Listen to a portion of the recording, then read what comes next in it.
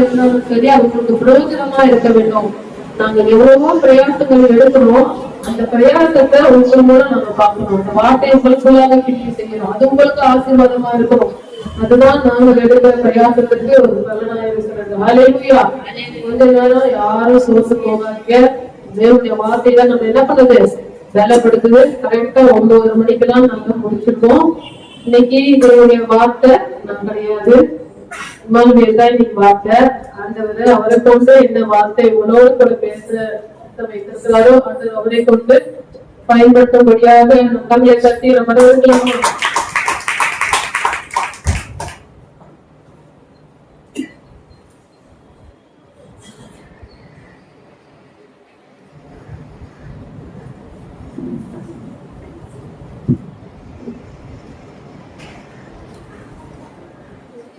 Hallelujah.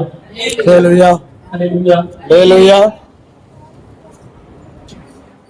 ஓசியாவின் புத்தகம் 14ஆம் அதிகாரம் 1வது வசனம் 2வது வசனம். 14 ஓசியா 14ஆம் அதிகாரம் 1வது வசனம் 2வது வசனம். இஸ்ரவேலே, உன் தேவனாகிய கர்த்தரிடத்தில் திரும்பு. நீ உன் அக்கிரமத்தினால் விழுந்தாய். வார்த்தைகளை கொண்டு கர்த்தரிடத்தில் திரும்புங்கள். அவரை நோக்கி, தேவரீர் எல்லா அக்கிரமத்தையும் நீக்கி எங்களை தயவாய் அங்கீகரித்தருளும். அப்பொழுது நாங்கள் எங்கள் உதடுகளின் காளைகளை செலுத்துவோம். Hallelujah. தலைவரை பார்த்து தெரிவிக்கலாம். சோதனை மக்கள் அங்கீகாரத்தில் அங்கீகரித்து இந்த காலகட்டத்தால் நாங்கள் துதிக்கிறாங்களே. வார்த்தையை கேட்கும்படியாக சமூகத்தில் நாங்கள் வந்திருக்கோம். ஆண்டவரே, எங்களோடு கூட பேசுங்க. ஆண்டவரே, பேசுகிற வார்த்தைகள் எங்களுக்கு ஒரு பிரயோஜனம் உள்ளதாக, எங்களை ஒரு தகுதியுள்ள ஒரு பாத்திரமாக எங்களை மாற்றும்படியாக நாங்கள் ஒவ்வொருவரையும் நாங்கள் தாழ்த்தி நாங்கள் ஒப்புக்கொடுக்கிற ஆண்டவரே, நீர் எங்களை தகுதிப்படுத்தும்படியாக அந்த வார்த்தைகள் எங்களுக்குள்ள கிரியை செய்யும்படியாக ஒரு பிரிவுகளை எங்களுக்கு கொடுத்து வழி நடத்தும்படியாக நாங்கள் எடுத்து செல்கிறோம். எல்லாவற்றும் நன்றி கருத்து நாங்கள் காத்துக் கொடுக்கிறோம். இதை பொறுப்பெடுத்து ஆசீர்வதிப்போம்.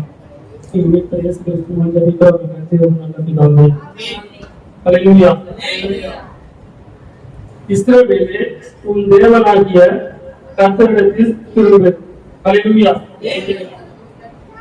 என்ன இந்த வசனம் எப்படியாவது சொல்லி பார்த்தீங்க அப்படின்னா, ஏன் நம்ம கர்த்தரிடத்துல முதலாவதாக திரும்பணும்? அப்ப நம்ம வேற எங்கேயோ நம்ம இருக்கிறோம், அப்படித்தானே? ஆண்டவருக்குள்ள இருக்கும்போது இந்த வார்த்தை தேவைப்பட போறது இல்லை. இஸ்ரவேல் ஜனங்களை பார்த்து ஆண்டவர் எப்படி சொல்றாரு? இஸ்ரவேலே, உன் தேவனாகிய கர்த்தரிடத்தில் திரும்பு அப்படின்னு சொல்றாரு. அப்போ இஸ்ரவேல் என்ன பண்ணிருக்காங்க? ஆண்டவர் தூரமா போயிருக்காங்க. அதனாலதான் என்ன பண்றாரு? ஆண்டவர் என்னிடத்துல திரும்பி வாருங்கள் என்று அவர்கள் இஸ்ரவேல் ஜனங்களை அவர் அழைக்கிறதாக இந்த வசனத்தை நாம் பார்க்கிறோம். இன்னைக்கு நம்முடைய காரியங்கள்ல நம்ம எப்படி இருக்கிறோம்? இந்த இப்படிப்பட்ட இஸ்ரவேலர்களா நம்ம இருக்கிறோமா? இல்ல இஸ்ரவேலர்கள் அதிகமா அவர்களை விட நம்ம இன்னும் அதிகமான தூரத்துல நாம இருக்கிறோமாங்கிறத சற்று நீங்க உங்க வாழ்க்கையில சிந்திச்சு பாருங்க. இஸ்ரவேலே, உன் தேவனாகிய கர்த்தரிடத்தில் திரும்பு. நீ உன் அக்கிரமத்தினால் விழுந்தாய். நம்முடைய அக்கிரமங்கள் நிறைய இருக்கு, அது ரொம்ப பெரியதா இருக்குது, அதை சொல்ல முடியாது. அந்த அளவுக்கு ஒரு பெருகினா ஒரு காரியமா இருக்கிறது. அது மட்டும் இல்லாம நம்ம இந்த உலகத்துலதான் நம்ம வாழ்றோம். இந்த உலகத்துல வாழும்போது நமக்குரிய பாடுகள் அநேகமா இருக்கும். நம்முடைய கிரியைகள் எப்படி இருக்கும்? நம்முடைய கிரியை இல்லாத விசுவாசம் செத்ததா இருக்குன்னு யாக்கோபு சொல்றதை நம்ம பார்க்கிறோம். ஏன் அப்படின்னா, நம்முடைய கிரியை என்ன பண்ணோம்? நம்ம எந்த பாதையில நடக்கும்படியாக சரியான பாத்திரை நடத்துற ஒரு காரியமா இருக்கும். நம்ம கிரியை சரி இல்லை அப்படின்னா அது தவறான காரியங்கள் நம்ம நடத்துற ஒரு காரியமா தான் இருக்கும். அதே ஓசியா புத்தகம் 14ஆம் அதிகாரம் 2வது வசனத்துல பாத்தீங்கன்னா, வார்த்தையை கொண்டு கர்த்தரிடத்தில் திரும்புங்கள். நம்ம சாதாரணமா ஒரு வார்த்தையை கேட்கிறோம் அப்படின்னா நம்ம என்ன பண்ண முடியாது? திரும்பி வர முடியாது. அந்த வார்த்தை நமக்குள்ள கிரியை செய்யும் போதுதான் நம்ம என்ன பண்ண முடியும்? கர்த்தராகிய தேவனிடத்துல திரும்பி வர முடியும். தேவரீர் அக்கிரமத்தை நீக்கி எங்களை தயவாய் அங்கீகரித்தோம். நம்முடைய அக்கிரமம் நிறைய இருக்கும், நம்முடைய பாவங்கள் நிறைய இருக்கும். இதை எல்லாவற்றையும் என்ன பண்ணோம்? தேவனிடத்துல மன்னிப்பு பெற்று கொண்டு நம்ம என்ன பண்ண கட்டுறோம். இதுல ஒரு காலை வழியும் இருக்கு, ஒரு வார்த்தை இருக்கு. காலை ஒரு அர்த்தம் என்ன? அது முன்னாடி உள்ள முன்னாடி உள்ள வார்த்தையை பார்த்தீங்கன்னா உங்களுக்கு அர்த்தம் தெரியும். உதவிகளின் காலைகளை செலுத்துவோம். உதவிகளின் காலைங்கிற அர்த்தம் பாருங்க அப்படின்னா பலி, ஒரு பலி பொருள். நம்முடைய உதவிகளின் வார்த்தையினால என்ன பண்ணோம், தேவனுக்கு பலிகளை செலுத்துகிற ஒரு பிள்ளைகளாக நமக்கு இடத்துல என்ன பண்ணோம், காணப்படணும். அல்லேலூயா. இப்போ எப்படிப்பட்ட காரியத்தினால் நம்ம ஆண்டவரை விட்டு தூரமா இருக்கிறோம்? ஏன் ஆண்டவர் நம்ம திரும்ப இந்த இடத்துல வாருங்கள் என்று அவர் கூப்பிடுற ஒரு காரியமா இருக்கிறது. முதலாவது காரியம் பாத்தீங்க அப்படின்னா சீர்கேடுகளை விட்டு திரும்புங்கள். அல்லேலூயா.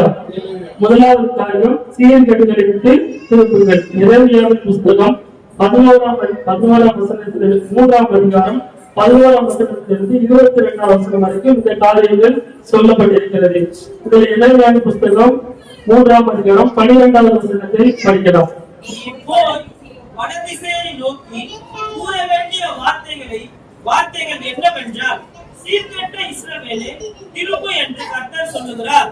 நான் உங்கள் மேல் என் கோபத்தை இறக்க பண்ணுவதில்லை. நான் கிருபை உள்ளவர் என்று கர்த்தர் சொல்லுகிறார். நான் என்றைக்கும் கோபம் வைக்க மாட்டேன். அல்லேலூயா. எப்படிப்பட்டதான ஒரு வார்த்தை வந்து பாருங்க, சீர்கெட்ட இஸ்ரவேலே. அல்லேலூயா. நம்ம இன்னைக்கு எப்படி இருக்கிறோம்? நம்முடைய காரியங்கள் எப்படி இருக்கிறது? நம்ம இந்த இடத்துல எப்படி இருக்கிறோம்? நம்ம எங்க வந்திருக்கோம்? ஆண்டவரை ஆராதிக்கும்படியாக வந்திருக்கிறோம், ஆண்டவரை துதிக்கும்படியாக வந்திருக்கிறோம். அப்படிதானே? ஆனா நம்மளை பார்த்து ஆண்டவருக்கு சொல்றாரு, சீர்கெட்ட இஸ்ரவேலரே கர்த்தரிடத்து திரும்புங்கள் என்று சொல்கிறார். அல்லேலூயா. நம்முடைய காரியங்கள் அநேகமா இருக்கும், நம்முடைய தேவைகள் அநேகமா இருக்கும், நம்முடைய சிந்தனைகள் அநேகமா இருக்கும். ஆனாலும் கூட தேவன் என்ன பண்றாரு, சீர்கேடுகளை மாற்றும்படியாக நமக்கு இந்த வார்த்தை வந்து கொண்டிருக்கிறது. அல்லேலூயா. அதே எரேமியாவின் புஸ்தகம் 3ஆம் அதிகாரம் 22ஆவது வசனம்.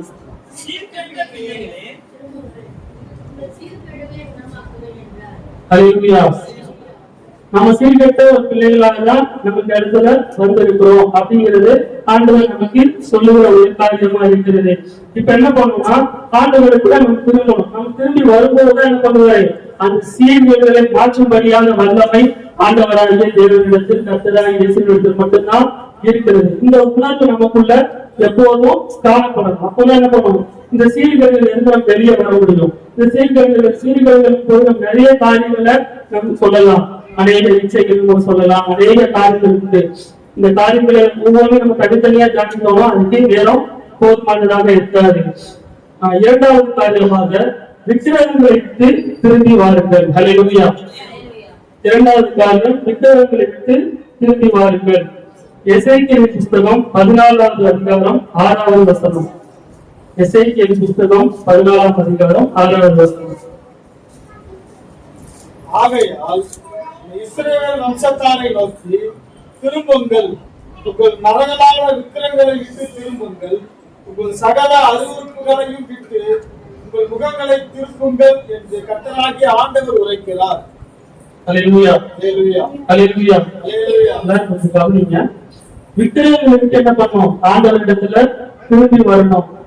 நமக்கு இன்னைக்கு எதுல விக்கிரகமா இருக்கிறது? நாம நினைக்கிறோம் ஒரு சிலை, ஒரு தேவனால் நமது மனிதனால் உண்டாக்கப்பட்ட ஒரு சிலை தான் என்ன பண்றது, இன்னைக்கு ஒரு விக்கிரகமாக நம்முடைய கண்களுக்கு முன்பாக தெரிகிறது. அப்படிதானே? ஆனா அது மட்டும் விக்கிரகம் அல்ல. நம்ம செய்கிற வேலை, நம்ம கையில வச்சிருக்கிற செல்போன், தேவனுக்கு பிரியம் இல்லாம தேவனை விட நம்ம அதிகமா எதை நம்ம பயன்படுத்துறோமோ அது எல்லாமே விக்கிரகமாக தான் தேவன் நமக்கு சொல்லுகிறார். அல்லேலூயா. நம்ம நேசிக்கிற காரியங்கள், நம் மனைவியாக இருக்கலாம், நம் பிள்ளைகளாக இருக்கலாம், நம் தாய் தகப்பனாக இருக்கலாம், நம் சகோதர சகோதரியாக இருக்கலாம், இது எல்லாமே இரண்டாவது காரியம் தான். இது முதலாவது காரியமாக இருந்ததுன்னா அதுவும் எப்படிப்பட்டதான ஒரு காரியமா இருக்கும், அதுவும் ஒரு விக்கிரகத்தின் ஒரு அடையாளமாக தான் இருக்கும். அதனாலதான் தேவனுடைய வார்த்தை இப்படியாக நமக்கு சொல்லுகிறது. அல்லேலூயா. இஸ்ரவேல் வம்சத்தாரை நோக்கி திரும்புங்கள், உங்கள் நரகலான விக்கிரகத்தை விட்டு திரும்புங்கள். நரகலான விக்கிரகம் அப்படின்னா நம்ம இந்த மாதிரி நம்ம விட முடியாத ஒரு காரியங்கள், விட முடியாத ஒரு செயல்கள், இதெல்லாம் என்ன பண்றாரு, நரகலான ஒரு விக்கிரகம் என்று தேவன் நமக்கு சொல்லுகிறார். யாத்திராகமத்தின் புஸ்தகம் 20ஆம் அதிகாரம் 3ஆவது வசனம் 4ஆவது வசனம். யாத்ராகமத்தின் புஸ்தகம் 20ஆம் அதிகாரம் 3வது வசனம் 4வது வசனம். என்னையன்றி உனக்கு வேறு தேவர்கள் உண்டாயிருக்க வேண்டாம்.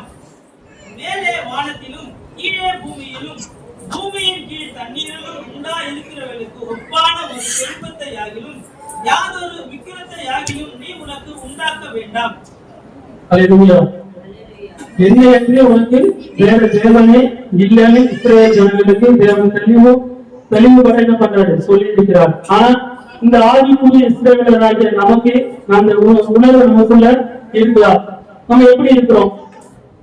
ஆண்டவர் தான் மெய்யான தெய்வம்னு நமக்கு தெரியும், அப்படிதானே? தெரியுமா தெரியாது? எல்லாரும் எதையும் பாருங்க, நான் பேசுறது கொஞ்சம் கவனிங்க, அப்பதான் உங்களுக்கு கொஞ்சம் அவங்க ஒரு பக்கம் இருக்கட்டும். இன்னைக்கு நம்மளுடைய காரியங்கள் எப்படி இருக்கு சற்று சிந்தித்து பாருங்க.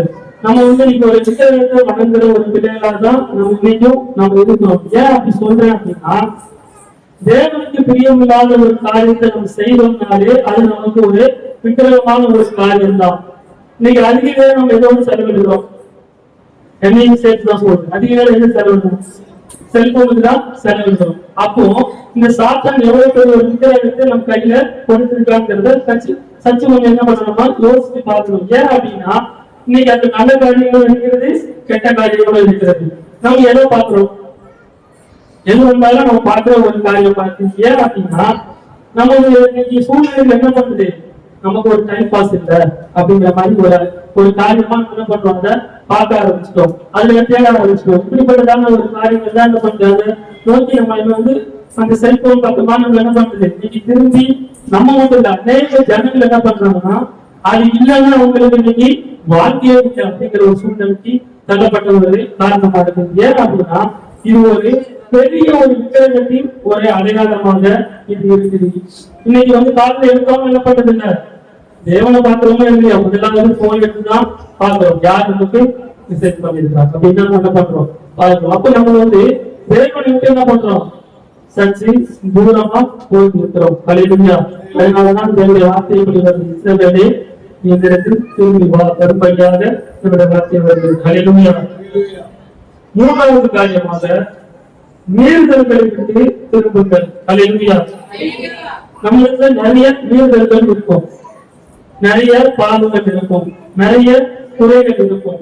தேவனுடைய வார்த்தைக்கு விரோதமாய் செய்கிற காரியங்கள் ஏராளமா இருக்கும். அதாவது இந்த மூன்றாவது காரியத்தை பார்த்தீங்கன்னா, மீறுதல்களை விட்டு திரும்புங்கள். எசேக்கியேல் புஸ்தகம் 18ஆம் அதிகாரம் 28வது வசனம்.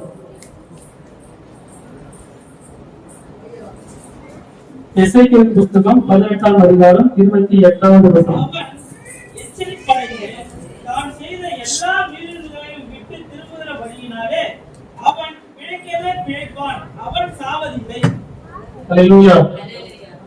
நம்ம பேசின இப்ப எல்லா காரியங்களும் பாத்தீங்க அப்படின்னா, நம்மை சாவுக்கு ஒப்பு கொடுக்கிற ஒரு காரியமாக தான் நம்ம இந்த இடத்துல நம்ம பார்க்கிறோம். அதனாலதான் இந்த வசனத்துல எப்படியாக சொல்லப்பட்டிருக்கிறது, அவன் எச்சரிப்படைந்து. அல்லேலூயா. எல்லாருக்கும் ஒரு எச்சரிக்கை செய்தி வரும், எல்லாருக்கும் ஒரு நமக்கு என்ன நடக்க போகுதுங்கிறது ஒரு காரியம் நமக்கு என்ன பண்ணும், சில பேருக்கு தெளிவுபட தெரியும், சில பேருக்கு என்ன பண்ணும் இருதயத்துல தோன்றுகிற ஒரு காரியமா இருக்கும். அதே போலதான் அவன் எச்சரிப்பை அடைந்து தான் செய்த எல்லா மீறுதல்களையும் விட்டு திரும்புகிறபடினாலே அவன் பிழைக்கவே பிழைப்பான். எல்லாரும் அறிக்கைதான் போறோம். அல்லேலூயா. இந்த வசனத்துக்கு 18ஆம் அதிகாரம் 27வது வசனத்தை படிக்கிறது. தான் செய்த துன்மார்க்கத்தை விட்டு விலகி நியாயத்தையும் நீதியையும் செய்வானேயாகில் அவன் தன் ஆத்துமாவை பிழைக்க பண்ணுவான். அல்லேலூயா.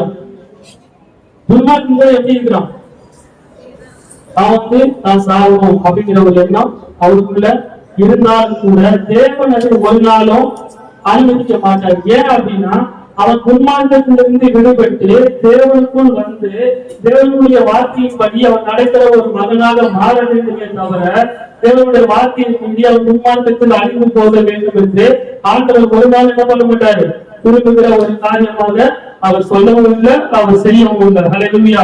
அதான் அடுத்த வசனத்திலே நமக்கு இந்த வார்த்தையாக நமக்கு சொல்லப்பட்டிருக்கிறது. அவன் எச்சரிப்படைந்து தான் செய்த எல்லா மீறுதல்களையும் விட்டு திரும்புகிறபடியினாலே அவன் பிழைக்கவே பிழைப்பான். அல்லேலூயா. நம்முடைய மீறுதல்கள், நம்முடைய பாவங்கள் எல்லாவற்றையும் என்ன பண்ணுவோம்? ஆண்டவரிடத்துல அறிக்கை பண்ணணும். அறிக்கை பண்ணி அதை விட்டு விடும்போது நம்ம என்ன பண்ணுவோம்? அழிவுக்கு ஒப்பு கொடுக்கப்படாமல் ஜீவனம் பண்ணும்படியாக தேவன் நமக்கு அனுக்கிரகம் பண்ண அவர் வல்லமை உள்ளவராய் இருக்கிறார். ஹல்லேலூயா, ஹல்லேலூயா. அதே எசேக்கியேலின் புஸ்தகம் 18ஆம் அதிகாரம் 32வது வசனம்.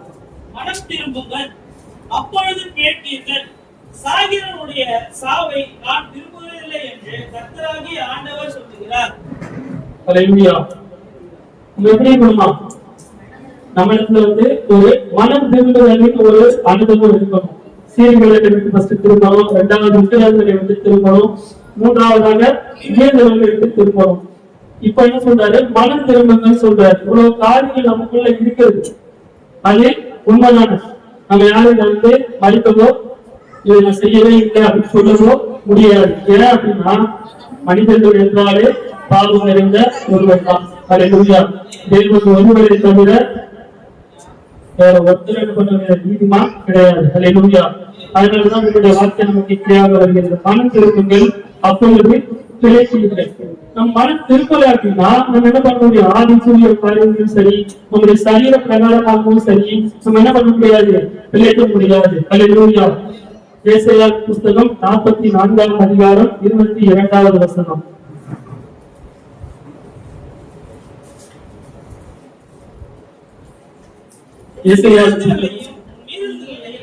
மேகத்தை போலவும் உன் பாவங்களை கார்மேகத்தை போலவும் அகற்றி விட்டேன். என்னிடத்தில் திரும்பு, உன்னை நான் மீட்டுக் கொண்டேன். ஹல்லேலூயா. நம்ம என்ன பண்ணோம்? மனம் திரும்பி பாவத்துக்கு மன்னிப்பு கேட்கணும். அப்ப என்ன சொல்றாரு? உன் மீறுதல்களை மேகத்தை போலவும். மேகம் எவ்வளவு தூரத்துல இருக்கும், எவ்வளவு உயரத்துல இருக்கும், சற்று யோசிச்சு பாருங்க. அப்ப நம்ம பாவத்தை எப்படி ஆண்டவர் யோசிக்கிறாரு? அந்த பாவத்தை தூரமாக அது கண்ணுக்கு புலப்பட்டாலும் கூட அது நமக்கு அதுக்கும் இடைவெளி அதிகமா இருக்கும்படியாக தேவன் என்ன பண்றாரு? கால் மேகங்களை போலவும் அகற்றி விட்டேன் என்று சொல்கிறார். இந்த கால் மேகம் எப்படி இருக்கும்? மழை வந்ததுக்கு ஒரு காரியமான ஒரு பயணமா இருக்கும். மழை வந்ததுக்கு அப்புறம் அந்த கால் மேகங்கள் இருக்குமா?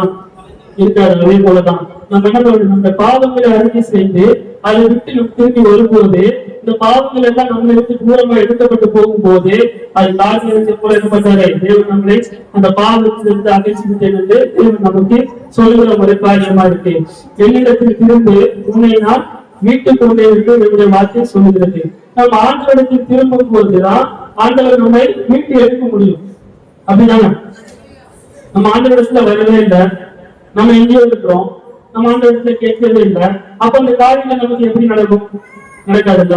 சாதாரண ஒரு மனிதனிடத்துல நம்முடைய காரியங்கள் நிறைவேறும்படியா நம்ம இருக்கணும் அப்படின்னா இன்னும் அவங்ககிட்ட போய் நம்ம நேரடியா பேசணும். அப்படிதானே?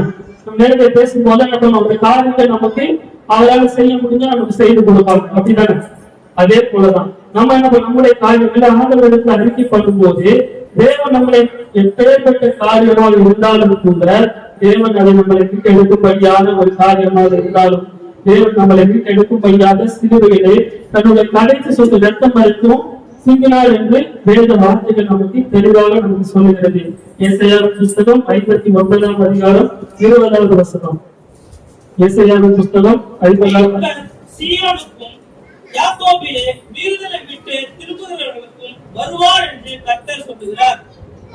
இது நமக்கு எப்படிப்பட்ட ஒரு வார்த்தையா இருக்குது? வெளிப்படுத்தின விசேஷத்துக்கு வருகிற ஒரு வார்த்தையாக நமக்கு இருக்கிறது. நம்முடைய பாவங்கள் எல்லாம் நமக்குள்ள இருக்கிறது. இது எல்லாவற்றையும் என்ன பண்றாரு? எல்லாவற்றையும் மீட்டு எடுத்து நம்மளை மீட்டு கொண்டவராக மீண்டுமாக என்ன பண்ண போறார்? நம்ம இடத்துல வரப்போகிறார். ஹல்லேலூயா, ஹல்லேலூயா. நான்காவது காரியமாக பொல்லாதவைகளை விட்டு திரும்புங்கள். ஹல்லேலூயா.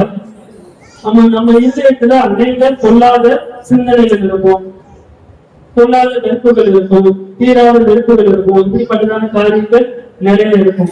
எசேக்கியேலின் புஸ்தகம் 33ஆம் அதிகாரம் 11வது வசனம்.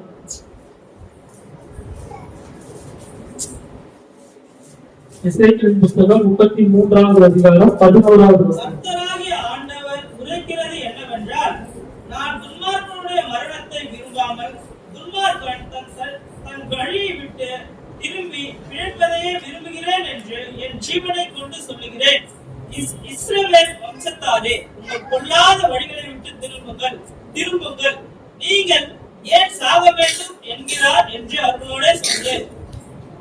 ஹல்லேலூயா ஹல்லேலூயா. யாருக்குதா இருக்குதா? ஹல்லேலூயா. இந்த எசேக்கியேல் புத்தகம் முழுவதும் பாத்தீங்க அப்படின்னா உள்ளாவே என்ன பண்றது, ஒரு எச்சரிக்கை செய்தியா தான் இருக்கும். இன்னைக்கு உலகத்தில் நடக்கிற காரியங்கள் எல்லாமே என்ன பண்றது, இந்த 33வது எசேக்கியேல் புத்தகம் முழுவதுமே என்ன பண்றது சொல்லப்பட்டிருக்கு. இந்த காரியங்கள் இன்று வரையிலும் நிறைவேறி கொண்டே இருக்கிறது. ஹல்லேலூயா. அதிகமா இந்த வார்த்தைகள் எல்லாமே எசேக்கியேல் புத்தகத்திலிருந்து தான் எடுக்கப்பட்டிருக்கு. ஹல்லேலூயா. கர்த்தராகிய ஆண்டவர் உரைக்கிறது என்னவென்றால், நான் துன்மார்க்கனுடைய மரணத்தை விரும்பாமல். ஹல்லேலூயா. நம்ம துன்மார்க்கமா இருக்கிறோமா இல்ல தேவனுக்கு பிரியமா இருக்கிறோமா? நீங்களே உங்களை யோசிச்சு பாருங்க. நானும் எனக்குள்ள யோசிச்சு பார்க்கிறோம். எப்படி இருக்கிறோம்? நாங்க தான் ஆண்டவரோட மீன் மாநிலம் இருக்கிறோம். அந்த வருஷத்தினால கழுவப்பட்ட முடியும். ஹல்லேலூயா. உண்மைதான். அதை யாரும் மறுக்கவும் முடியாது, மாற்றவும் முடியாது. உண்மைதான் அது. ஆனாலும் கூட நம்ம துன்மார்க்கத்தில் தான் இருக்கிறோம். ஏன் அப்படின்னா ஒவ்வொரு நாளும் ஒவ்வொரு நிமிடமும் என்ன பண்ணோம், ஆண்டவரிடத்துல நம்ம பாவங்களை அறிக்கை செய்கிற ஒரு பிள்ளைகளாக நம்ம என்ன பண்ணோம், நிச்சயமாக நம்ம வாழ வேண்டும். ஏன் அப்படின்னா நம்முடைய பெண்களினால உண்டாகிற பாவங்கள் ஏராளமா இருக்கிறது. நம்முடைய வார்த்தைகளை கேட்கும் போது, நம் காதுகளை கேட்கும் போது அந்த பாவங்கள் என்ன பண்றது ஏராளமா இருக்கிறது. நம்ம என்ன பண்றோம், ஈஸியா என்ன பண்றோம், ஒரு ஜட்மெண்ட் பண்ணிடுவோம். அப்படிதானே? நம்ம அந்த ஒரு ஆட்டோல ஒரு காரியத்தை நான் பார்த்தேன். அதுல பாத்தீங்க அப்படின்னா ஒரு சாதாரண ஒரு வார்த்தை தான் அது. மற்றவங்களை நம்ம குற்றப்படுத்தும் போது அவங்களுக்கு என்ன பண்றோம், ஒரு நீதிபதி போல செயல்பட ஆரம்பிச்சோம். புரியுதா? மற்றவங்களை அந்த குற்றப்படுத்தும் போது ஒரு நீதிபதி போல செயல்பட ஆரம்பிச்சோம். நீதிபதி எப்படி எல்லாத்தையும் விசாரிச்சு தண்டனை கொடுக்க ஒரு ஸ்தானத்தில் இருப்பாங்க. அப்படிதாங்க.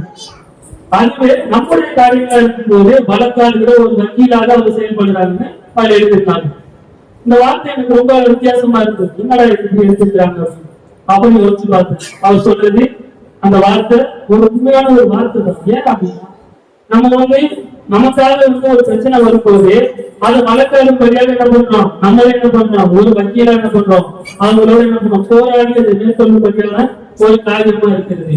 அதுவே நம்ம இடத்துல ஒரு காரியம் வரும்போது அந்த இடத்துல நம்ம என்ன பண்றோம், ஒரு ஜட்ஜி நீதிபதியா என்ன பண்றோம், செயல்பட ஆரம்பிச்சிடும்.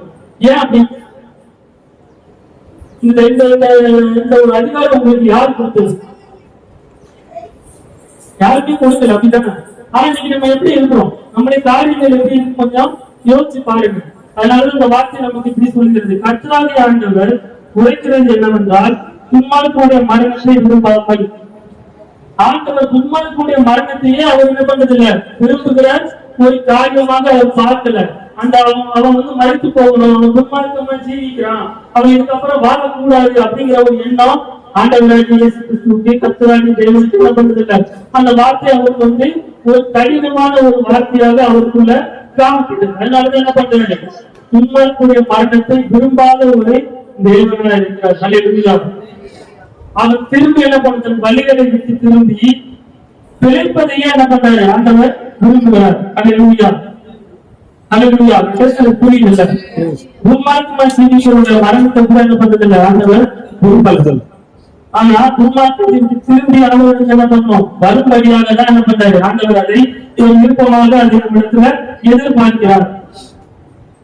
துன்மார்க்கன் தன் வழியை விட்டு திரும்பி பிழைப்பதையே விரும்புகிறேன் என்று ஜீவனை கொண்டு சொல்லுகிறேன். அவருடைய ஜீவனை என்ன பண்றாரு, நமக்காக தான், நம்முடைய பாவத்துக்காக தான், நம்முடைய அக்கிரமங்களுக்காக தான், நம்முடைய மீறுதல்களுக்காக தான், நம்முடைய பொல்லாப்புகளுக்காக தான், எல்லாவற்றிற்காக தான் என்ன பண்றாரு, நம்மளை மீட்டெடுக்கும் பொய்யாக அவர் ஜீவனையும் நமக்காக கொடுத்தார். அது நம்ம எல்லாரும் என்ன பண்றோம், விசுவாசிக்கிறோம். அப்படிதான் இன்னைக்கு நமக்கு தேவை என்ன பண்றது, விசுவாசிகள் தான் நமக்கு தேவை. ஏன் அப்படின்னா நம்ம ஆண்டவரை விசுவாசிக்கிறதுனாலதான் நமக்கு இந்த பேர் நமக்கு கொடுக்கப்பட்டிருக்கிறது. நம்முடைய விசுவாசம் எந்த அளவுக்கு இருக்குங்கிறத நம்ம அதிகமா ஆண்டவர் அதை நிச்சயமாக அறிந்து வைத்திருப்பார். இஸ்ரவேல் வம்சத்தாரே, உங்கள் பொல்லாத வழிகளை விட்டு திரும்புங்கள், திரும்புங்கள், நீங்கள் ஏன் சாக வேண்டும். பொல்லாத வழியில் இருக்கும் போது நிச்சயமாக மரணம் வரதான் செய்யும். நீதிமானுக்கும் மரணம் வரதான் செய்யும். நீதிமானுடைய மரணம் எப்படி இருக்கும், துன்மார்க்கன் மரணம் எப்படி இருக்குங்கிறது நமக்கு நிறைய இடத்துல பார்த்திருக்கிறோம். ஹல்லேலூயா. சகரியாவின் புஸ்தகம் 1ஆம் அதிகாரம் 4வது வசனம்.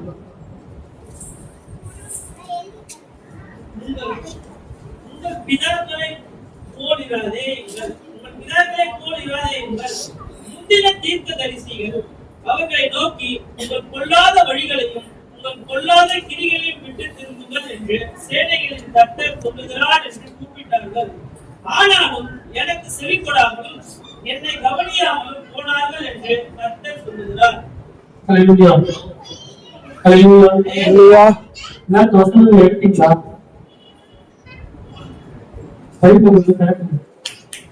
உங்கள் பிதாக்களை போல் பிதாக்கள். இந்த வார்த்தை நிச்சயமாகவே நமக்காக தான் வருது. நம்ம எப்படி இருக்கோம்? வார்த்தையை கேட்டோம், அவ்வளவுதான். இனிமேல் நமக்கு எல்லாமே ஜெயம்தான். அப்படிதானே? ஹல்லேலூயா. இந்த வார்த்தை சகரியா மூலமாக இப்படியாக சொல்கிறார். உங்கள் பிதாக்களை போல் இராதீர்கள். முந்தின தீர்க்கதரிசிகள் அவர்களை நோக்கி உங்கள் பொல்லாத வழிகளையும் உங்கள் பொல்லாத கிரியைகளையும் விட்டு திரும்புங்கள் என்று சேனைகளின் கர்த்தர் சொல்லுகிறார் என்று கூப்பிட்டார்கள். ஹல்லேலூயா. நம்ம இன்னைக்கு எப்படி இருக்கோம்? நம்முடைய பிதாக்களை போல் இருக்கிறோமா? நம்ம ஒரு காரியத்தை சொல்லுவோம், நல்லபடி போல பின்னர் அப்படிதான் சொல்லுவோம். இன்னைக்கு நம்ம எப்படி இருக்கோம்? நம்முடைய பிதாக்களை போல் இருக்கிறோமா? இல்ல பிதாக்களையும் முந்தி தேவனுக்கு ஒரு துல்லியமான ஒரு பிள்ளைகளாக இருக்கிறோமா? நம்ம அப்படி இருந்தோம்னா இந்த வார்த்தை எழுதப்பட்டிருக்கவே செய்யாது. ஏன் அப்படின்னா நம்ம அப்படி இருக்க மாட்டோம்ங்கிறத ஆண்டவர் முன்னதாகவே அறிந்து வைத்திருக்கிறார். அதனாலதான் இந்த வார்த்தை நமக்கு தெளிவாக ஒரு தீர்க்கதரிசியின் மூலமாக நமக்கு வெளிப்படையாக நமக்கு என்ன பண்றார்? எழுதி நம்முடைய கைகளிலே கொடுத்திருக்கிறார். ஹல்லேலூயா. உங்கள் பிதாக்களை போல் விடாதீர்கள். முந்தின தீர்க்கதரிசிகள் அவர்களை நோக்கி உங்கள் பொல்லாத வழிகளிலும் உங்கள் பொல்லாத கிரியைகளில் விட்டு திரும்புங்கள் என்று சேனைகளில் கர்த்தர் சொல்லுகிறார் என்று கூப்பிட்டார்கள். இவர்கள் ஏன் அப்படி கூப்பிடணும்? இவர்கள் ஏன் அப்படி கூப்பிடணும்? அப்படி இவங்க என்ன பண்றாங்க? ஆண்டவர் வந்து தூரமா இருக்காங்க. அவங்க தூரமா இருந்ததுனால என்ன பண்றாங்க? இப்படி கூப்பிட வேண்டிய ஒரு சூழ்நிலைக்குள்ள அவங்க தள்ளப்பட்ட ஒரு ஜனங்களாக மாறிட்டாங்க. ஏன் அப்படின்னா ஆண்டவர் அவர்களை விட்டு தூரமாயிட்டாங்க. ஏன் அப்படின்னா இவங்க பொல்லாத கிரியைகள் பொல்லாத செயல்கள் மூலமாக என்ன பண்றாரு? ஆண்டவர் அவருடைய கண்களுக்கு மறைவாக என்ன பண்றாரு? போய்கிற ஒரு சூழ்நிலையில் இருக்கிறாங்க. அதனாலதான் என்ன பண்றாங்க? கூப்பிடுகிற ஒரு காரியமாக நமக்கு எழுதி கொடுத்திருக்கிறார். ஆனாலும் எனக்கு செவிகொள்ளாமலும் என்னை கவனியாமலும் போனார்கள் என்று கர்த்தர் சொல்கிறார் என்று இந்த வார்த்தை சொல்கிறது. ஆண்டுடைய வார்த்தை அவர்களுக்கு தெரியும், தேவ வசனங்கள் அவர்களுக்கு தெரியும்.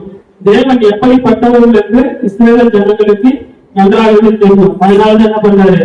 அவங்கள வழிநடத்தி 40 ஆண்டுகளாக என்ன பண்ணாங்க? இஸ்ரவேல் ஜனங்களே வனாந்தரத்தின் பாதையில வழிநடத்தி கொண்டு வந்தாங்க. அப்ப யார் வந்து ராஜா? இஸ்ரவேல் ஜனங்களே வழிநடத்தி கொண்டு வரும்போது ராஜாவாக தெரியாது.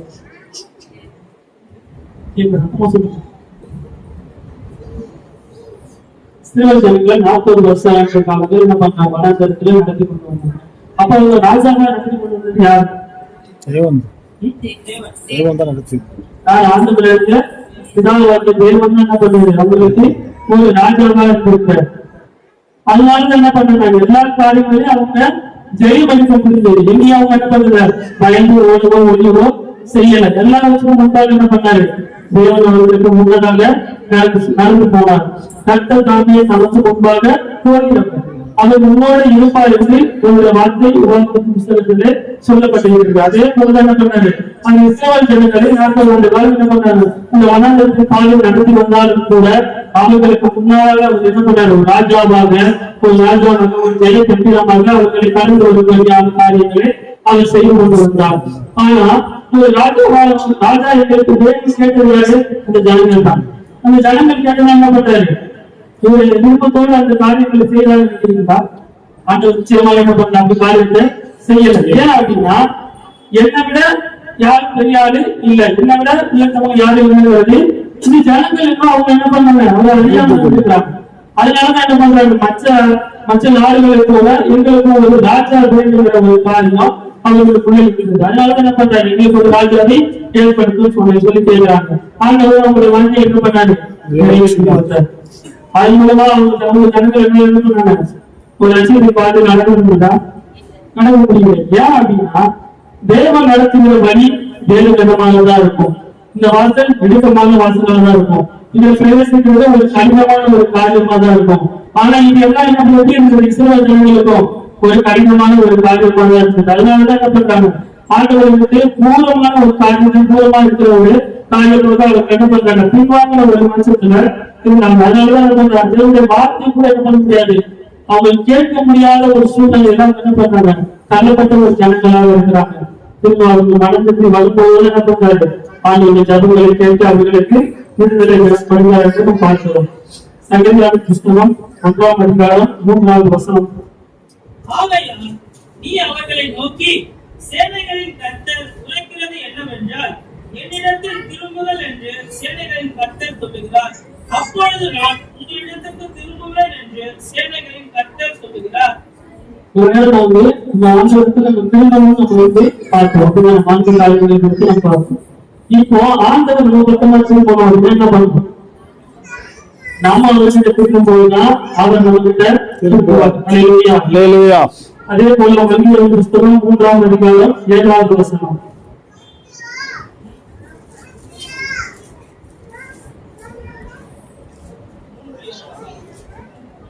மல்கியா புஸ்தகம் 3ஆம் அதிகாரம் 7வது வசனம். நீங்கள் உங்கள் பிதாக்களின் நாட்கள் தொடங்கி என் கட்டளைகளை கைக்கொள்ளாமல் அவர்களை விட்டு விலகி போனீர்கள். என்னிடத்திற்கு திரும்புங்கள், அப்பொழுது உங்களிடத்திற்கு திரும்புவேன் என்று சேனைகளின் கர்த்தர் சொல்லுகிறார். நாங்கள் எந்த விஷயத்தில் திரும்ப வேண்டும் என்கிறீர்கள்? அல்லேலூயா. சங்கீதம் புஸ்தகம் 1ஆம் அதிகாரம் 3வது வசனத்திலும் இதே காரியத்தை நாம் பார்த்தோம். அதே போலதான் மல்கியா அதே வார்த்தையை தான் சொல்லுகிறார், என்னிடத்தில் திரும்புங்கள், அப்பொழுது நான் உங்களிடத்தில் திரும்புவேன். நம்ம ஆண்டவருக்கு வராம நமக்கு ஒரு பிரயோஜனமும் கிடையாது. நம்ம ஆண்டவருக்கு வரும்போதுதான் நமக்கான செயல்களை தான் நம்ம பண்ணணும், நிறைவேற்றப்படும். அப்பொழுது நமக்கு திரும்புவேன் என்று வார்த்தை நமக்கு சொல்கிறது. உபாகமத்தின் புஸ்தகம் 30ஆம் அதிகாரம் 10வது வசனம். எப்பொழுதுதான் திரும்பவும் போகிறது என்ற காரியத்தை பார்க்கிறோம். உபாகமத்தின் புஸ்தகம் 30ஆம் அதிகாரம் 10வது வசனம். தேவனாகிய கர்த்தருடைய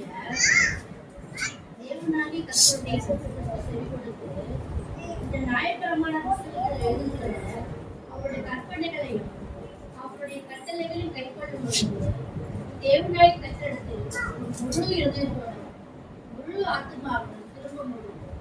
கர்த்தர் உன் பிதாக்கள் மேல் சந்தோஷமா இருந்தது போல மேலும் உனக்கு நன்மை உண்டாக திரும்பவும் சந்தோஷமா இருப்பார். எப்படி திரும்பணுமா?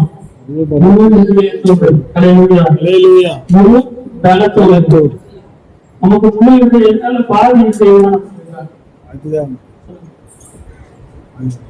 எல்லாருக்கும் முழு இருக்கு, அப்படியே ஆண்டவர் எப்படி சொல்லணும்? எல்லாருக்கும் முழு இருக்கு, யாருக்கும் பாதி செய்ய கிடையாது. எல்லாருக்கும் முழு ஞானம் இருக்கு, தேவன் நமக்கு கொடுத்திருக்காரு. ஏன் அந்த வார்த்தையை தேவன் எப்படி சொல்லணும்?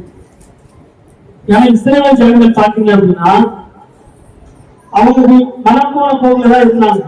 ஆண்டவருக்குள்ள திரும்பி வரும்படியான காரியங்கள் வரும்போது கூட ஒரு முழு மனதோடு முழு களத்தோடு எனப்பட்ட ஆண்டவர்களுக்குள்ள வரலாம். அதனாலதான் அந்த வார்த்தை அப்படி நமக்கு எழுதப்பட்டு நமக்கு கொடுக்கப்பட்டிருக்கிறது. நம்முடைய காரியங்கள் நம்முடைய வாழ்க்கையில நம்ம எப்படி இருக்கிறோம்? தேவனுக்கு ஒரு முழு இதயத்தோடு நம்ம இருக்கிறோமா? நம்முடைய காரியங்களை ஒரு நண்பர்களுக்கு மறைவா நம்ம செய்தா நம்ம வந்து பாதிக்கு மறைவா ஓடி போக முடியுமா? எதுவுமே நம்மளால முடியாது. ஆனாலும் கூட ஆண்டவர் நம்மிடத்தில் எதிர்பார்க்கிறது நம்முடைய முழு இருதயத்தோடு அவரிடத்துல திரும்பி வரும்படியாகவும் முழு பலத்தோடு அவருக்கு திரும்பி வரும்படியாகவும் என்ன பண்றாரு? தேவன் விரும்புகிறார். இப்படி நம்ம வரும்போது நமக்கு நன்மையா ஆண்டவருக்கு நன்மையா? நமக்கு தான் நன்மை. நம்ம ஆண்டவருக்கு பேசும்போது அதை நம்ம பெற்றுக்கொள்ள போறோம். இதனால ஆண்டவருக்கு எந்த ஒரு லாபமும் கிடையாது. அதே போல யோபேத்தின் புஸ்தகம் 2வது அதிகாரம் 12வது வசனம்.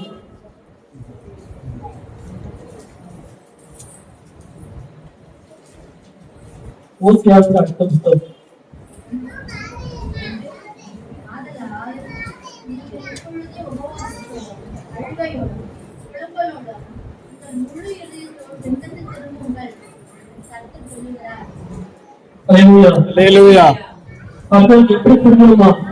உபவாசத்தோடும் அழுகையோடும் குணத்தோடும் உங்கள் உயிர்களை போதும் நம்ம ஒரு காரியம் நமக்கு நிறைவேறுங்க அப்படின்னா நம்ம என்ன பண்ணுவோம்? உபவாசம் எடுத்து ஜெபிக்கிற ஒரு பிள்ளைகள் தான் நம்ம.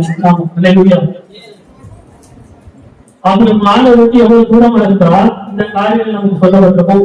உபவாசத்தோடு முழு காலத்தோடு அழுகையோடு என்னிடத்துல திரும்பி வாருங்கள் என்று தேவன் சொல்கிறார். அப்போ நம்ம தேவனுக்கு திரும்பி நம்ம போகணும் அப்படின்னா நமக்கு முன்னாடி ஒரு காரியங்களை வைக்க வேண்டியிருக்கு. ஏன் அப்படின்னா நம்முடைய பாவங்களின் நிமித்தமாக நம்முடைய அக்கிரமங்களின் நிமித்தமாக என்ன பண்ணணும்? ஆண்டவர்களுக்கு தூரமா நம்ம இருக்கணும். இது எல்லாவற்றையும் மேற்கொண்டு ஆண்டவரோடு நம்ம இணைந்து வாழ வேண்டும், ஆண்டவரோடு நம்ம இருக்கணும் அப்படின்னா நம்ம என்ன பண்ணணும்? உபவாசத்தோடு முழு பலத்தோடு அழுதோடு என்ன பண்ணணும்? தேவனிடத்துல திரும்பி போகும்போது நிச்சயமாக தேவன் நமக்கு ஒரு நன்மையான காரியங்களாக நன்மையாக தேவன் நமக்கு முடிவு செய்வார். ஹல்லேலூயா. யோவேல் புத்தகம் 2வது அதிகாரம் 13வது வசனம். யோவேல் புத்தகம் 2வது அதிகாரம் 13வது வசனம். உங்கள் வஸ்திரங்கள் அல்ல, உங்கள் இருதயங்களை கிழித்து தேவனுடைய கர்த்தரிடத்தில் திரும்புங்கள். ஹல்லேலூயா. ஹல்லேலூயா. நம்ம ஜெபிக்கும்போது எப்படி ஜெபிக்கிறோம்? நம்முடைய வார்த்தைகள் எப்படி வெளிப்படுது? அந்த வார்த்தை மற்றவருடைய காதுகளில் கேட்கும்போது எப்படி இருக்கு அப்படிங்கிறது சச்சு நம்ம என்ன பண்ணணும்? யோசிச்சு பார்க்கணும். ஏன் அப்படின்னா நமக்குள்ள இருக்கிற பாரம் தான் ஜெபமா வெளியே வருது. பண்ணலாம் ஜெபிக்கின்ற ஒரு சாதாரண ஒரு காரியம் கிடையாது. ஏன் அப்படின்னா நமக்கு இருக்கிற பாரத்தின் மூலமாக வருகிற ஜெபத்திற்கு தான் ஆண்டவர் என்ன பண்ணுவாரு? நிச்சயமாக பதில் கொடுக்கிற ஒரு தேவனா இருக்கிறார். நம்ம என்ன பண்றோம்? ஜெபத்துல என்ன பண்றோம்? ஒரு ஆக்ரோஷமான ஒரு ஜெபத்தை என்ன பண்ணுவோம்? வஸ்திரங்களை நம்ம கிழித்து அப்படி ஒரு ஜெபிக்கிற ஜெபத்தை என்ன பண்றது? ஆண்டவர் விரும்புவது கிடையாது. உங்கள் முழு இதயத்தோடு தங்கள் இதயத்தை கிழிக்கிறவர்களாக அப்படின்னு எழுதி கொடுக்கப்பட்ட நம்முடைய பாடங்கள் நம்மளை அழுத்தும் போது, நம்முடைய துன்பங்கள் நம்மளை அழுத்தும் போது நடக்கணும். மன வேதனையோடு அண்ணாள் ஜனங்களை பார்த்துட்டு அவங்க மன கிளேசத்துள்ள பிரிக்கம் வேதத்தை நம்ம பார்க்கிறோம். அவங்களுடைய பாடங்கள் அவங்களுக்குள்ள அதிகமாக இருந்ததுனாலதான் அப்படிப்பட்டதான ஒரு ஜெபத்தை அவங்களால என்ன பண்ண முடிஞ்சது? அந்த ஜெபத்திற்கு ஆண்டவர் பதில் கொடுத்தார் என்று நம்ம பார்க்கிறோம். ஹல்லேலூயா. நம்முடைய காரியங்கள் என்ன பண்ணோம்? தேவனுக்கு ஒரு பிரியமான ஒரு ஜெபமாக, தேவனுக்கு ஒரு பிரியமான ஒரு காரியமாக தேவனுக்கு நம்முடைய விண்ணப்பங்களை தெரியப்படுத்தணும். மத்தேயு எழுதின சுவிசேஷம் 3வது அதிகாரம் 2வது வசனம். இது இயேசு கிறிஸ்துவுக்கு முன்னதாக இருக்கிறவர் சொல்லுகிற ஒரு காரியமாக இருக்கிறது. ஹல்லேலூயா.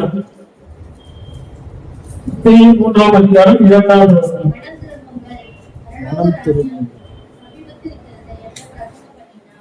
ஹல்லேலூயா. இந்த வசனம் சொல்லப்பட்ட காலங்கள் எவ்வளவு நாள் இருக்கும்?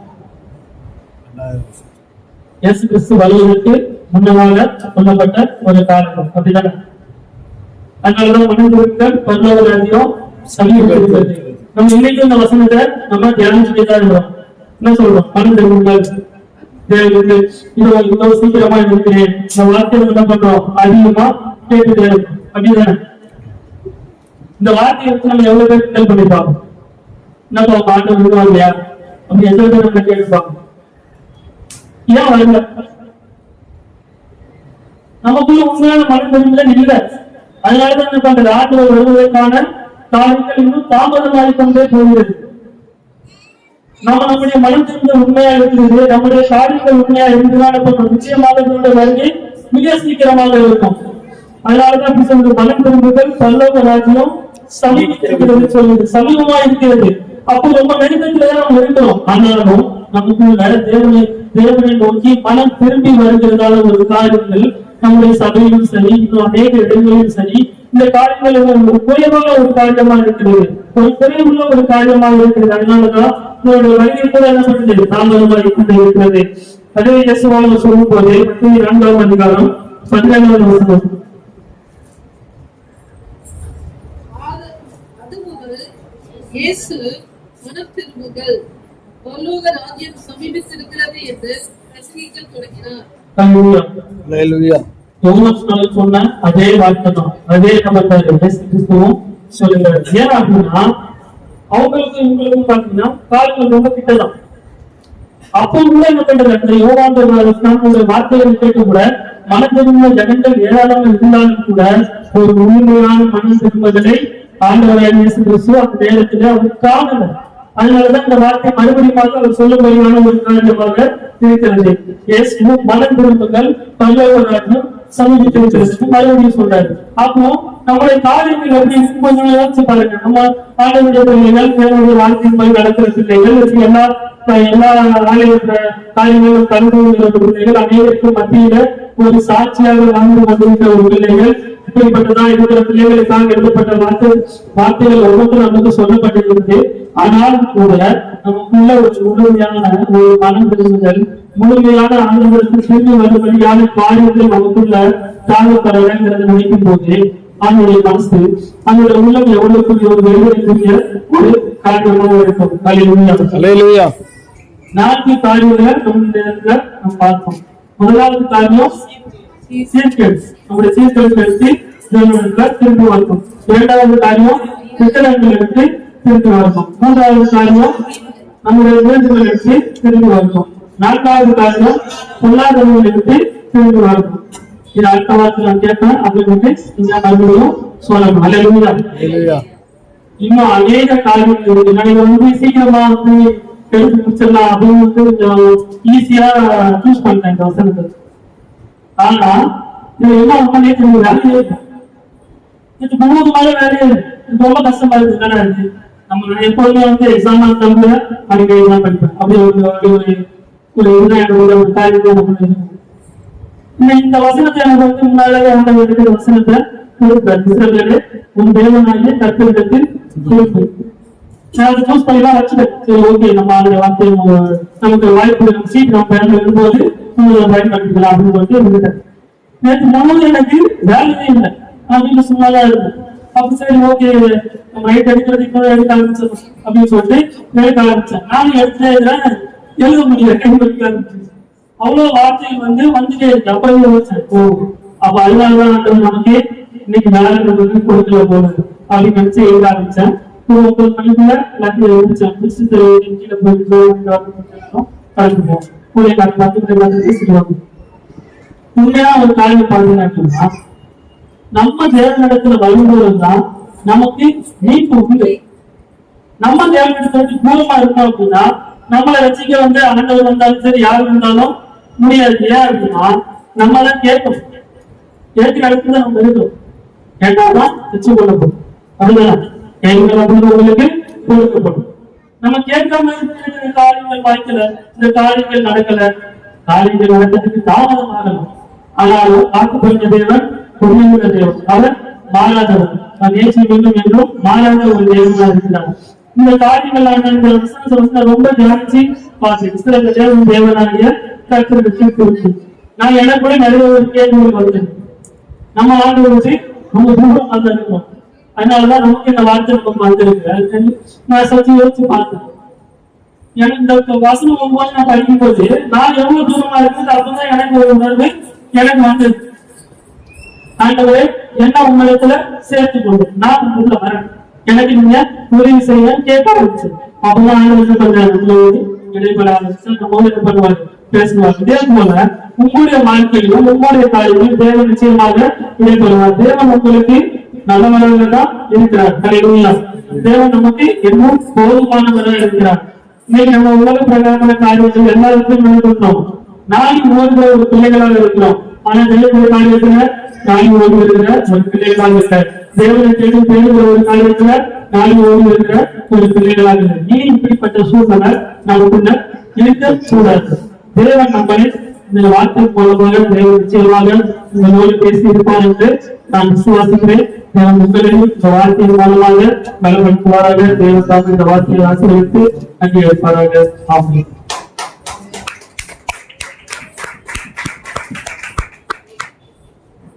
தேவன் நமக்கு என்ன சொன்னாரு? தேவனாகிய கர்த்தரிடத்தில் திரும்பு.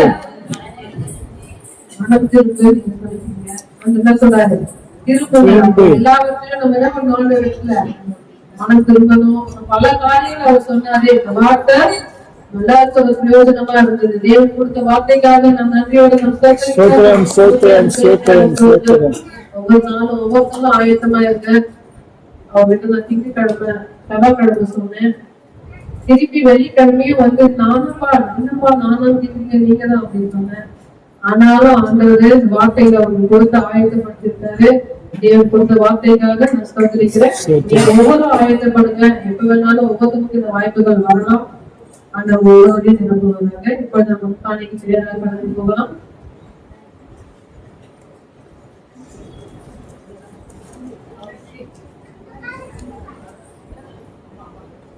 கடலுக்குள்ளே மீன் பிடிக்க போறோமே போறோமே ஜாலிதா ஜாலிதா அங்கே சிஷ்யர்கள் பார்த்தோமே பார்த்தோமே ஜாலிதா ஓ ஜாலிதா மீன் பிடிக்க நீங்க கூட வரீங்களா மீன் பிடிக்க நீங்க கூட வரீங்களா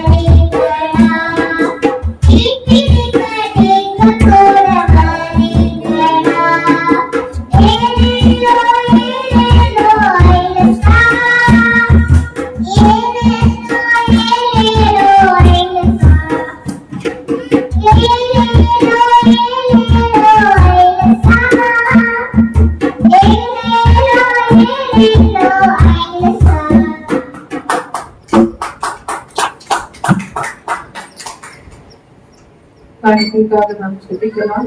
தேவனுக்கு கொடுத்த ஒரு கருத்துறதா போனது. ஹalleluya. எல்லாம் கண்களை மூடி காணிக்கை செலுத்த மனுஷர்களுக்கு ஜெயிப்பாங்க. அதுக்கப்புறமே ஆசீர்வாதத்தோடு கடைசி ஜெபத்தை ஊழியக்காரமாக சொல்லிட்டு நம்ம ஆசீர்வாதத்தோடு கலந்து போடுவோம். கர்த்தாவே நல்லவரே வல்லவரே போதுமானவரே கிருபையுள்ளவரே ஸ்தோத்திரம் ராஜா. அப்படியே கர்த்தாவே நல்ல காலை வேளையிலே கர்த்தாவே நீர் எங்களோடு இருந்து இயேசுப்பா கர்த்தாவே இந்த நாளை நடத்தி உமக்கு நன்றி ராஜா. கர்த்தாவே காணிக்கை கொடுத்த ஒவ்வொரு கரத்தையும் கர்த்தாவே ஆசீர்வதிங்க. கர்த்தாவே 1000 மடங்கு கர்த்தாவே ஒரு வாழ்வில் பெருக நீர் கிருபை தாங்க இயேசுப்பா. கர்த்தாவே நீர் அதை செய்ய போகிறா கொடான ஸ்தோத்திரம். இயேசுவின் மூலம் ஜெபிக்கிறோம் கேட்ட ஜீவனுள்ள நல்ல பிதாவே ஆமென்.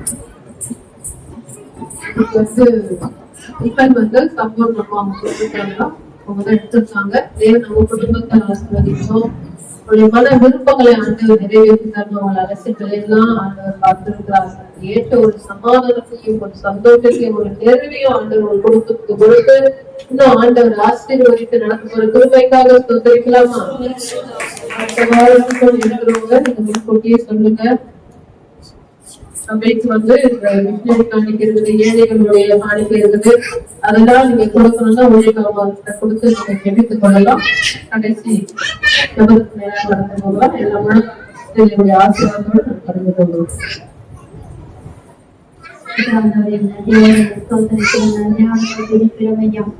அதிகமாய் செய்த தேவாலய கர்த்தாவே நன்றி நன்றி நன்றி நன்றி தகப்பனே. அப்பா அந்த நாளிலே ராஜா, அப்பா அந்த 6ஆம் மாதத்திலே தேவனாய் கர்த்தர் தாமே ராஜா, அப்பா 9ஆம் தேதியிலே தகப்பனே சமூகத்திலே ராஜா, அப்பா பிள்ளைகளை கூடி வர செய்துட்டாலும் உமக்கு ஸ்தோத்திரம் ஆண்டவரே. இந்த பரிசுத்த நாளே தகப்பனே, அப்பா அந்த மனமகிழ்ச்சி நாளிலே ராஜா, ஒவ்வொரு பிள்ளைகளும் சமூகத்திலே கொண்டு வந்து பாடி துதிக்க ஆராதிக்க ராஜா, அப்பா அந்த வார்த்தை வசதியை கேட்டு தேவனாய் கர்த்தரை கிருபை செய்தீங்க. அதுக்காக உமக்கு ஸ்தோத்திரம் ஆண்டவரே. அப்பா வந்த ஜனங்களை ஆசீர்வதிப்பதாக, அப்பா வர தடைப்பட்ட ஜனங்களை வரும் நாட்களில் தேவனாய் கர்த்தர் தாமே ராஜா, அப்பா தொடர்ந்து சமூகத்தில் நேராய் கொண்டு வருவீராக. அதற்காக உமக்கு ஸ்தோத்திரம் ஆண்டவரே. அப்பா நன்றியோடு துதிக்கிறோம் ஐயா. முற்றமுடைய தாழ்த்தி எளிமையாக்கி ராஜா, அப்பா உங்க பாதத்தில் அர்ப்பணிக்கிறோம் ஐயா. இயேசுவின் நாமத்தினால் கேட்கிறோம் ஜீவனுள்ள நல்ல பிதாவே. ஆத்மாவே கர்த்தரை ஸ்தோத்திரி, என்னுடைய பரிசுத்த நாமத்தை ஸ்தோத்திரி. ஆத்மாவே கர்த்தரை ஸ்தோத்திரி, கர்த்தர் செய்த சகல உபகாரங்களை மறவாதே. ஆமென். ஹல்லேலூயா. காலத்துல யாருக்கு கருதுனாலும் தெரியல. ஆனா நாளைய நேரத்துல எனக்கு ஜான்சன் இருக்கு. மாதத்துல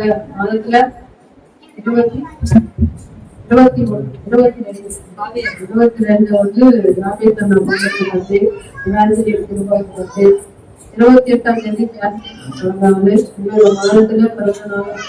பிறந்த ஒவ்வொருடைய தேவத்தாமே ஆசீர்வதிப்பாராங்க. ஒரு வாழ்க்கை வந்து